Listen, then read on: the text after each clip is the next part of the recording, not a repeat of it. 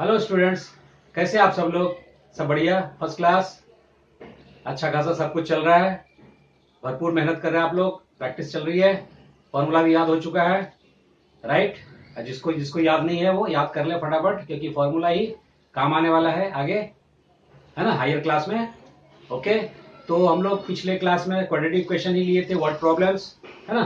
तो आज अंतिम क्लास है क्वाड्रेटिक इक्वेशन का, फिर हम लोग नेक्स्ट चैप्टर लेंगे, है ना। तो कुछ एक्सरसाइज का हम सम और भी करने वाले हैं आज, और फिर नेक्स्ट चैप्टर लेंगे, ठीक है। तो ज्यादा समय ना लेते हुए, मेरा नाम दीपक बाजपेयी है और बाजपेयी क्लासेस में आप सब लोग का स्वागत है।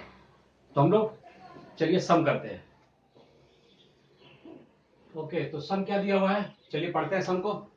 Two taps running together can fill a tank in 3 1/13 hours. If one tap takes 3 hours more than the other to fill the tank, then how much time will each tap take to fill the tank? कहने का मतलब दो tap जो है एक साथ चल रहा है और वो किसी भी टैंक को 3 1/13 आवर में फिल कर रहा है। और कह रहा है कि यदि पहला टैप जो है, वन टैप टेक्स 3 आवर्स, एक टैप उसको भरने में 3 घंटा ज्यादा लेता है पहले टैप से, है ना। तो पूछ रहा है कि then how much time will each tap take to fill the tank, यानी सेपरेटली क्या टाइम लगेगा, है ना। चलिए तो समझते पहले solution. Let the first tap takes x hour to fill the tank, fill the tank। तो अदर क्या हो जाएगा, then other tap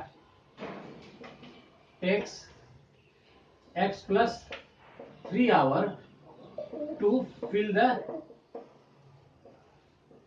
tank। Clear है? अब कह रहा है दोनों, if two taps running together,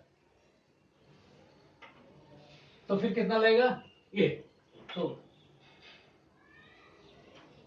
both tap takes कितना 3 1/3 आवर, मतलब 3 1/3 आवर मीन्स क्या हो गया 13 आवर, मीन्स 13 3 जा 39 प्लस 1 40, दैट इज 40/13 आवर। ये तो दिया हुआ, इट इज गिवन पार्ट। अब चलिए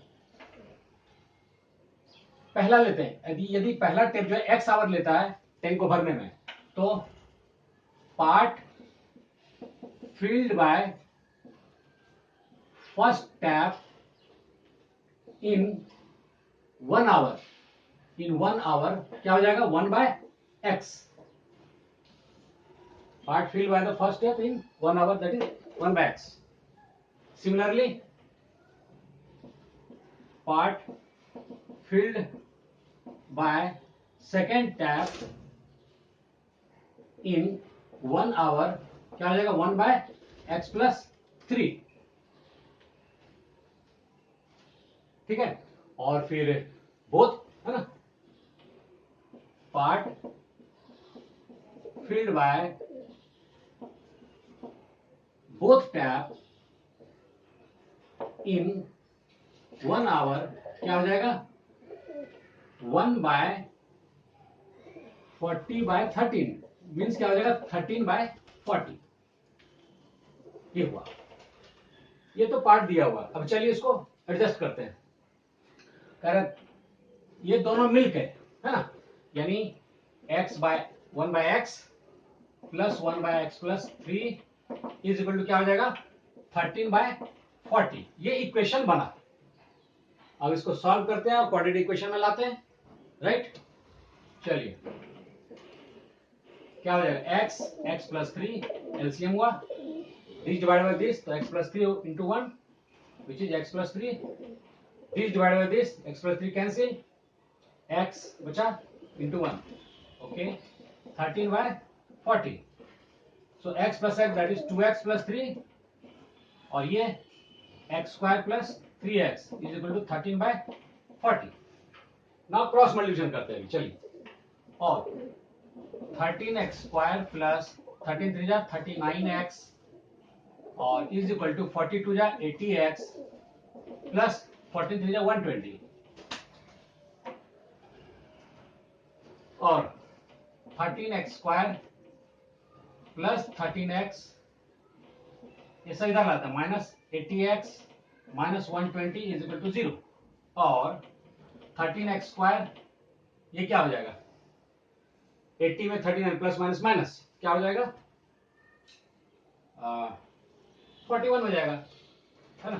दैट इज 10 में से 9 गया 1 और 7 से 3 गया 4, 41x bigger sign minus 120 is equal to 0। ये हमारे पास क्वाड्रेटिक इक्वेशन आया है।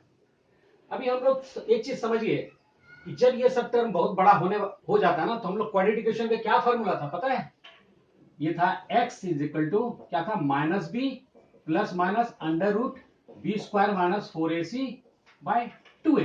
ये फॉर्मूला हुआ करता था। अगर हम लोग ये इससे दोनों मल्टीप्लाई करेंगे फिर ये लाना थोड़ा कॉम्प्लिकेटेड हो जाएगा, है ना, क्योंकि बहुत बड़ा बड़ा नंबर है, कैलकुलेशन करने में आप उलझन होगी। तो डायरेक्टली हम लोग फॉर्मूला क्या है x का, जब भी quadratic equation ax square plus bx plus c is equal to 0 हो तो हम लोग क्या लिखते हैं, x is equal to minus B plus minus under root B square minus 4ac by 2a, where B square minus 4ac क्या था, discriminant था, याद कीजिए आप, याद आ रहा है। ओके चलिए, तो यहाँ पे क्या होगा, माइनस बी माइनस, अब यहाँ पे क्या है, a is 13 b is minus 41, ये रहा x का कोएफिशिएंट, और c क्या है माइनस 120 और a x स्क्वायर का कोएफिशिएंट 13, ठीक है। तो पुट करते हैं माइनस बी यानी minus minus 180 plus minus under root B square क्या हो जाएगा, माइनस 41 का स्क्वायर क्या होगा, माइनस 41 का स्क्वायर यानी 41 इंटू 41 क्या हो जाएगा, 1 4 4 1 जा 4 4 4 जा 16 1, हाँ, और माइनस स्क्वायर प्लस, तो 1681 और माइनस, थोड़ा सा कॉम्प्लिकेटेड हो रहा है इसको, है ना, तो थोड़ा लगता है इधर करना पड़ेगा, नहीं तो ये थोड़ा हटेगा नहीं। x इज इक्वल टू क्या होगा, माइनस बी मतलब क्या था, p की वैल्यू माइनस 41 ना, minus 41 plus minus under root B square, अभी हम लोग है ना बी स्क्वायर यानी इसका स्क्वायर 1681 किए, 1 1 1 4 4 1 4 4 जा 16 1, ठीक है, 1681 माइनस 4 इंटू ए क्या था 13 इंटू सी क्या है माइनस 120 और बाय 2a, a इज 30। चलिए ये माइनस माइनस प्लस हो गया, दैट इज 41 प्लस माइनस 1681 और माइनस माइनस प्लस हो जाएगा। अब इसको मल्टीप्लाई करना है, 13 4 जा 52 और ये 120 कितना होगा, 13 4 जा 52 और हम लोग 12 से मल्टीप्लाई करके 10 पुट कर देंगे, 12 2 2 जा 4 2 5 जा 10 1 2 जा 2 1 5 जा 5 4 2 6 6 2 4 यानी 6 2 4 और 1 0, ठीक है। फिर से एक बार देख लीजिए, 13 4 जा 52 बाउंड और 12 से मल्टीप्लाई किए, 2 2 जा 4 2 5 जा 10 1 2 जा 2 1 5 जा, सो 4 0 2 2 5 6 6 2 4 और ये 0 पुट कर लिया, फाइनली मिला और ये 26 41 प्लस माइनस, अब इन दोनों को जोड़ेंगे कितना हो जाएगा, 6240 और 61, थोड़ा सा कॉम्प्लिकेटेड है, बड़ा नंबर है। चलिए तो 6240 उसमें ऐड करते हैं 1681 1 8 4 12 को 2 1 6 2 8 1 9 6 7 7921 0 1681 6240 तो 1 4 8 12 9, ओके, तो 7921 आया, 7921 by 26 x is equal to, है थोड़ा नंबर्स डिफरेंट आ रहा है। अभी 7921 का स्क्वायर रूट क्या होगा? निकालते हैं, स्क्वायर रूट भी निकालते हैं, है ना? स्क्वायर रूट भी निकालेंगे, क्या हो जाएगा? 7921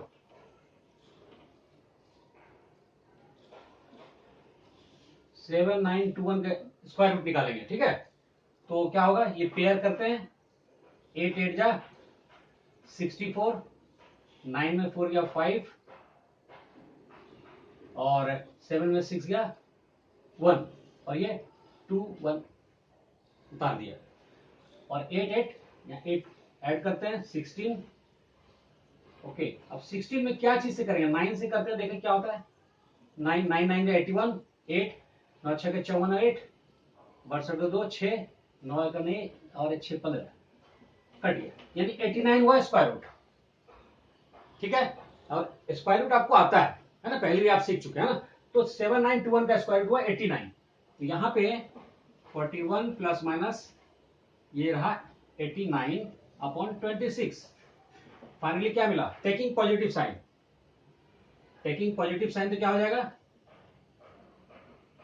पॉजिटिव, तो 41 प्लस 89 बाय 26 विच इज 9 10 8 4 12 13 130 26, और ये करेंगे 5 से डिवाइड होगा। तो x क्या मिला मुझे? x इज इक्वल टू 5, और निगेटिव लेंगे तो माइनस में आएगा। अब माइनस जो है वो तो स्पीड या क्या बोलते हैं इसको, टाइम वगैरह जो भी हमने माना है, क्या टेक्स है ना, first step takes x hour, hour minus में तो है नहीं, एब्सर्ड हो जाएगा। तो x इज इक्वल टू 5 मिला, और दूसरा क्या है, यानी पहला जो टैप है वो है 5 आवर्स लगेगा, और दूसरे का x plus 3 which is 5 plus 3 यानी 8 आवर्स। पहले का 5 आवर्स, पहला टैप जो है 5 घंटे में भरेगा उस टैंक को, और दूसरा जो है 8 घंटे में भरेगा उस टैंक को। तो ये थोड़ा सा यहाँ पे कैलकुलेशन थोड़ा डिफरेंट हो गया, डिफरेंट इन द सेंस की थोड़ा कंपैक्ट हो गया ना। लेकिन आप लोग तो पता है ना आपको, ये क्या बोलते हैं इसको, स्क्वायर रूट कैसे निकालते हैं, है ना? ठीक है, तो नेक्स्ट हम करेंगे अभी, चलिए नोट डाउन करिए इसको।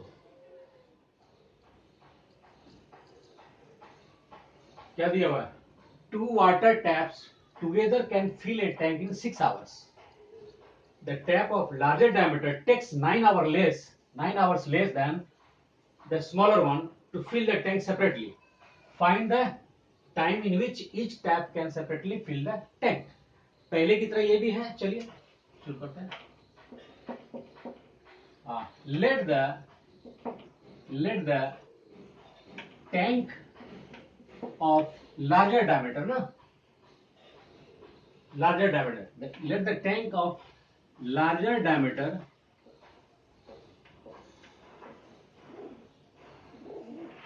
can fill the tank in X hours.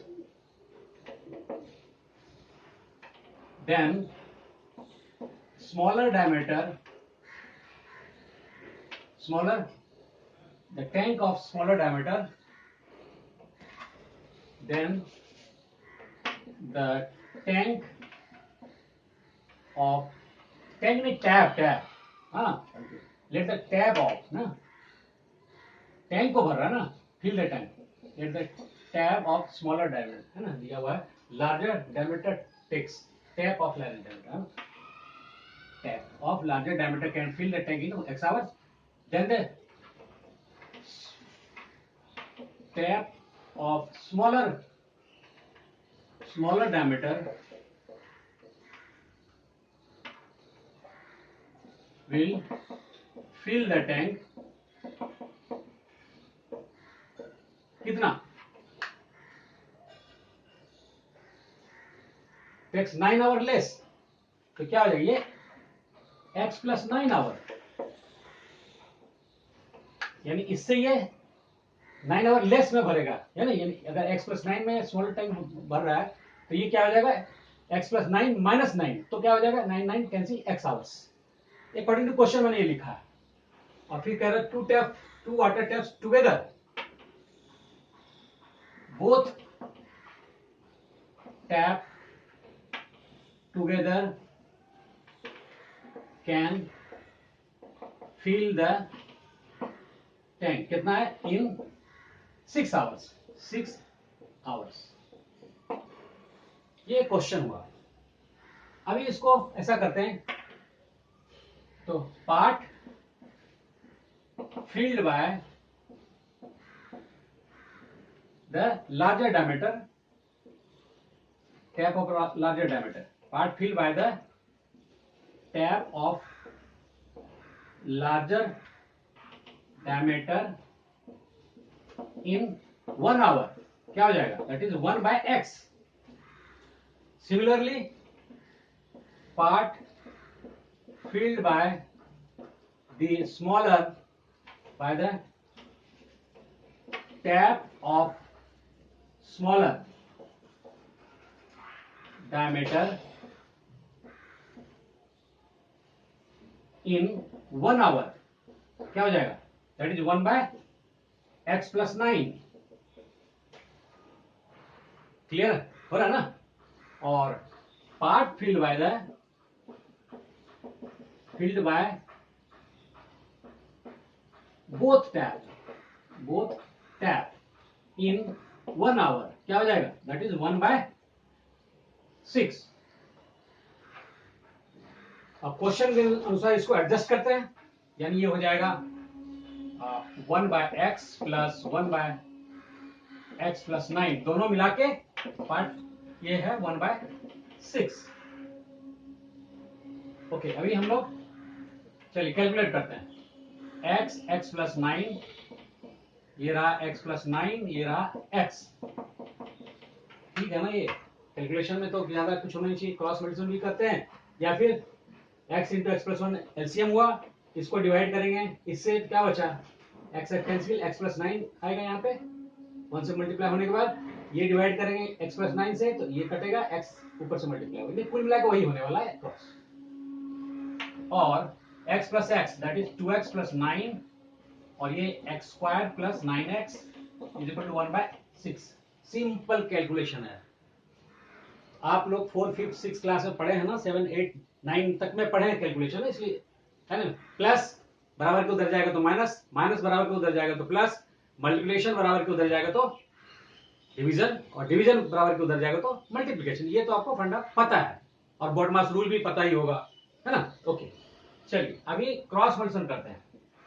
X square plus 9x into 1 क्या हो जाएगा? एक्स स्क्वायर प्लस 9x, और ये 6 2 जा 12x, 6 9 जा 54,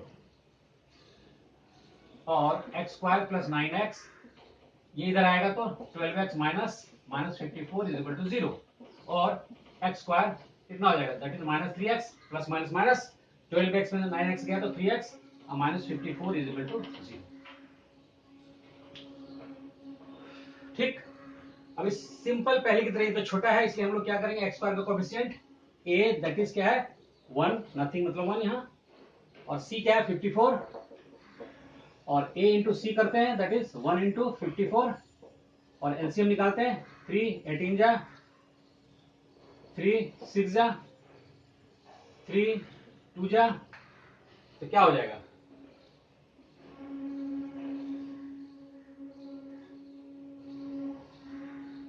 3 3 जा 9, और 3 2 जा 6, 9 माइनस 6 करेंगे तो 3x, आसानी से हो गया.